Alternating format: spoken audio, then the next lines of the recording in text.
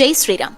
జనవరి 22వ తారీఖున మన గృహాల్లో 5 దీపాలు ఎందుకు వెలిగించాలి, ఎలా పెట్టాలి తెలుసుకుందామా? నారాయణుడు నరుడిగా రూపం దాల్చి ఎన్నో కష్టాల్ని మనలాగే అనుభవించి ఎక్కడా తొణకని బెణకని తన సుగుణాలతో అప్పట్నుంచి ఇన్ని యుగాలు దాటినా మనిషి జీవితం ఎలా ఉండాలో జీవించి చూపినవాడు శ్రీరామచంద్రమూర్తి. ఎప్పటికైనా రామయ్య తన రాజ్యానికి రాకపోతాడా అని 500 ఏళ్ల నుంచి 5 తరాలు తమ కన్నీటితో రామనామంతో ఆవేదనతో పోరాడే శక్తి లేక సాధించుకునే మార్గం తెలియక తమ దేహాల్ని వదిలి వెళ్లిపోయారు. మళ్లీ 100 ఏళ్ల తర్వాత ఈ తరానికి దక్కిన అదృష్టం మన రామయ్య ఆలయ నిర్మాణం, రామరాజ్య పాలనం.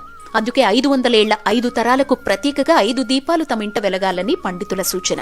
ఈ దీపాలు 22వ తారీఖు ఉదయం నుంచి సాయంత్రం వరకు పూజాస్థలంలో 2, ప్రధాన ద్వారం వద్ద 2, తులసికోట వద్ద 1 లేదా 5 దీపాలు ఒకేసారి పూజాస్థలంలో వెలిగించి రామయ్యకు స్వాగతం పలికి అయోధ్య అక్షతలు తలపై చల్లుకోవాలి. తర్వాత భద్రపరుచుకోవాలి.